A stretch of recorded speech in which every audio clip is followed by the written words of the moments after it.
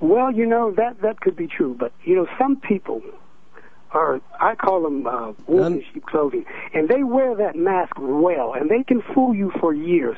Truman, wait, hang on a second. But he sat there for 20 years. 20 years, I understand exactly what you're saying, and to a degree, yeah, I would think somehow you would know this individual, his thoughts, and almost his every move. All right, but then let me ask you this: when he finally did hear it, then why didn't he condemn it and then leave the church immediately? Why did it take him a second time to say the very same things at the National Press Club before he pulled away from Reverend Wright? Well, it's again, you're 20 years with a person. Let me sort of equate that to you being with your wife for 20 years.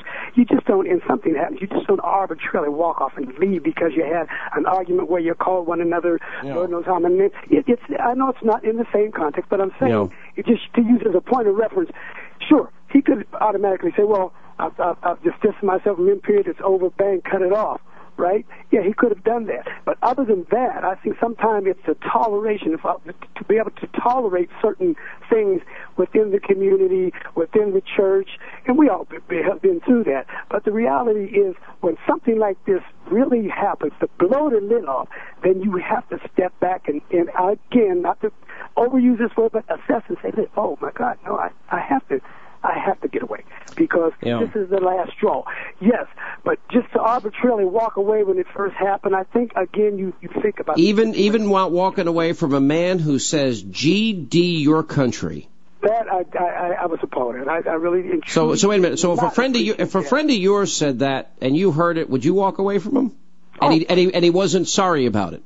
Well, personally, what I would try to do is to bring him around to some common sense thinking, first of all. And it's a total different situation. But it would be a different, if he said he was sorry and he didn't mean it and he just spoke out in anger, that'd be one thing, but Reverend Wright stood by it. All right, let me ask you another question. Mr. Burgess, you sound like a very nice man, and I know you don't do this professionally, so I really, I think you're doing a pretty darn good job tearing me up. On behalf of Senator Obama, but let me ask you this. Would you ever be friends with, if you knew a guy was at war with the United States back in the 1970s, and you knew that he was responsible for bombing the U.S. Pentagon, the U.S. Capitol, New York City Police Headquarters, that he had declared war against America, and let's say you were running for political office, would you ever think about ever knocking on that guy's door and getting his support? No, sir. Really. No. And let me ask you this. If you knew he did that, would you ever sit on a board with somebody like that? Would you ever give speeches with a guy like that?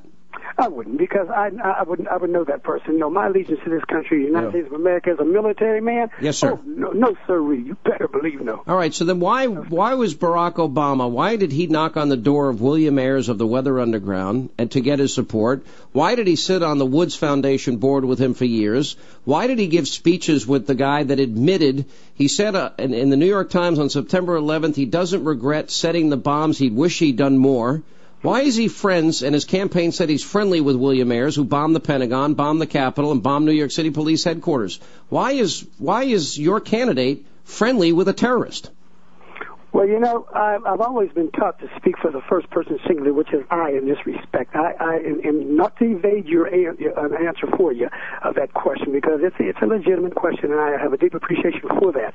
But that, to me, you would have to somehow be able to get him to come on your show. He doesn't want to come. Listen, he sent you instead. That's why you're here. Because he won't come on the show. I respect you for coming on. But in the absence of fair play, you know yourself. But let me ask you. You wouldn't do that. You wouldn't ask something like that important. I would ask him that question? Me. You would ask him, but not me to explain that to you, because whatever is internally in him, But you've said you've studied him and you're supporting him passionately. So here's my question.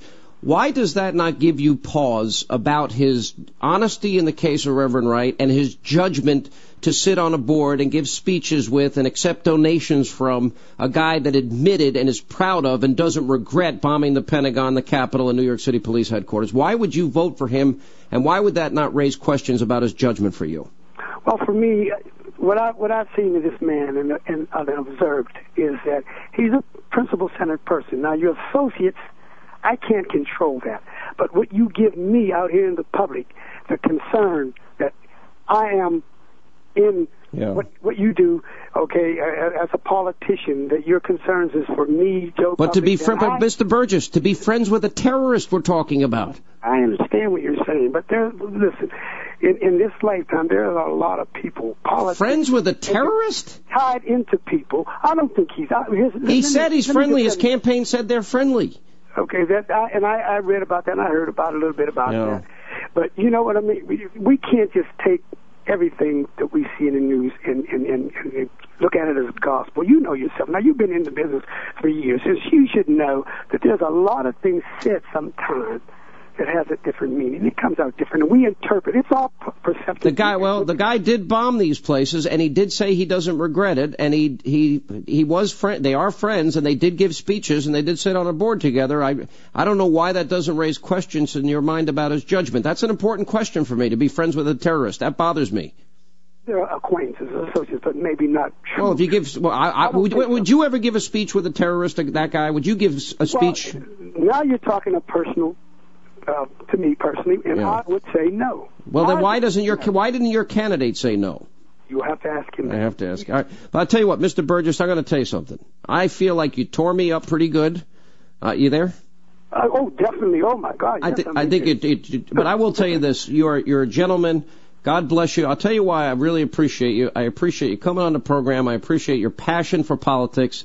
We disagree on Senator Obama. I hope that some of the questions that we're raising here may make you think twice about him, because I find his honesty, I find his flip-flopping, I find his judgment to be very poor. His inexperience bothers me. And I hope you'll reconsider that maybe he's not the agent of change that he proclaims, and maybe these are just words and just speeches, and it's not real action. Well, I'm like the old adage of, I'm from Missouri. He's got to show me. And so far, like I said before, he is principal senator as far as I'm concerned politically. Yeah. He's not a positional type person that gets locked into a position with no leverage to either be mutual or move one way or the other. But we're running out of time, Mr. Burgess. I don't want to cut you off, but hopefully we can continue this discussion one day. Oh my God, we're running over here, but listen, I appreciate your time. God bless you, and thank you for being with us.